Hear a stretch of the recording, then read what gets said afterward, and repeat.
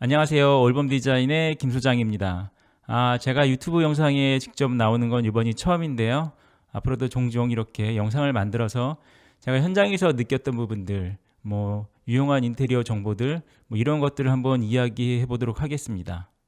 오늘은 주방에 대한 이야기를 한번 준비해 봤는데요. 주방이라고 한다면 우리 집안에서 중심이 되는 곳이기도 하고, 또 우리가 인테리어를 함에 있어서는 많은 비용이 소요되는 공간이기도 합니다. 이뻐야 되는 건 기본이고 동선과 수납까지 챙겨야 될 것들이 정말 많은 공간인데요. 우리가 성공적인 주방 인테리어를 하기 위해서는 꼭 알아야 될 것들이 몇 가지 있는데요. 오늘은 그 부분에 대한 이야기를 좀 해보도록 하겠습니다. 주방 인테리어에서 가장 중요한 것이 뭐라고 생각하시나요? 주방에서 가장 중요한 것은 바로 효율적인 동선입니다. 요리나 설거지를 할 때 동선이 꼬이거나 장애가 많다면 주방 일을 마치고 왠지 모를 피로감을 느낄 수밖에 없을 것입니다. 그래서 먼저 주방 동선에 대한 이야기를 한번 해보도록 하겠습니다. 주방의 동선을 얘기하려면 먼저 주방의 작업 흐름을 이해할 필요가 있는데요. 주방의 작업 흐름은 냉장고에서 준비대로, 준비대에서 개수대로, 개수대에서 조리대로, 조리대에서 가열대로, 가열대에서 배선대까지 순차적으로 흘러갑니다. 냉장고에서 꺼낸 식재료를 준비대에 올려놓고 포장지를 벗겨 개수대로 가져가 세척을 하고 조리대에서 칼질을 하여 가열대에 냄비에 넣고 끓이게 됩니다. 끝으로 배선대에서 조리가 완료된 음식을 그릇에 나눠 담고 식탁으로 가져가는 흐름으로 이어집니다. 실제 주방에서는 이러한 기본적인 흐름 속에 반복적인 이동을 지속하게 됩니다. 편한 주방은 이러한 이동거리, 즉 동선을 짧게 만들어주는 주방인데요. 주방의 효율적인 동선을 말할 때 반드시 나오는 것이 작업삼각형입니다. 작업삼각형은 앞에서 말한 6단계 중 냉장고, 개수대, 가열대를 연결한 삼각형 형태의 동선을 말하는데요. 이 삼각 동선이 짧아야 전체 동선이 짧아져 피로도를 줄일 수 있습니다. 작업 삼각형을 좀 더 들여다보면 냉장고와 개수대 사이는 저장과 세척의 동선입니다. 식재료를 꺼내 세척하고 남은 식재료는 다시 냉장고에 저장하는 일이 반복적으로 이어지는 동선입니다.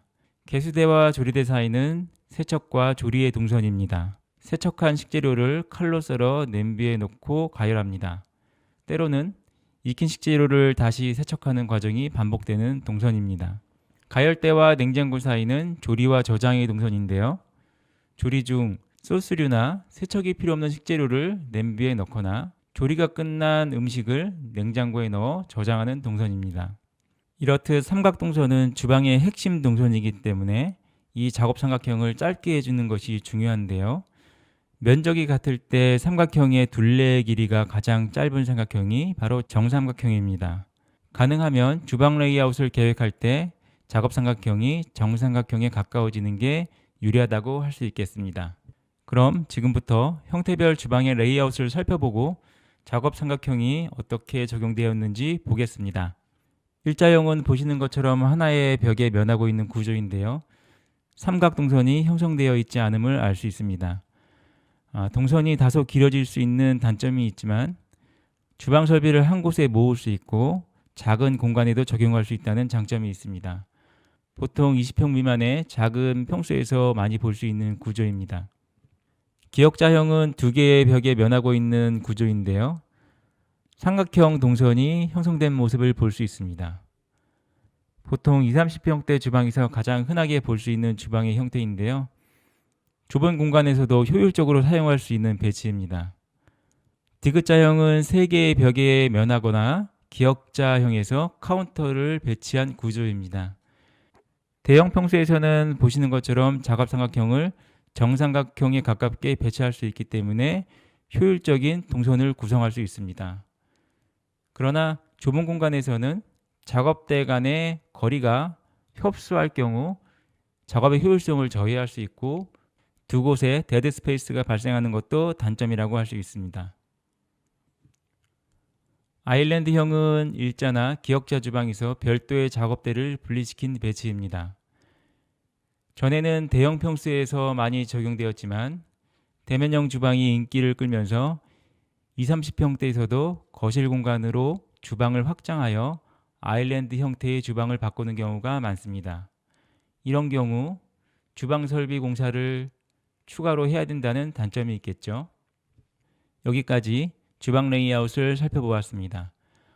현실적으로는 인테리어를 할 때 주방 레이아웃을 원하는 대로 변경하기는 쉽지 않습니다.